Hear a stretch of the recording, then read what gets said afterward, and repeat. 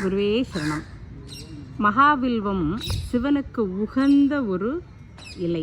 அதில் நம்ம அர்ச்சனை பண்ணுறது அப்படிங்கிறது ரொம்ப ரொம்ப ஒரு பெரிய விஷயமா சிவனுடைய பூஜைகளில் மிக முக்கியத்துவம் வாய்ந்தது மகாவில்வம்.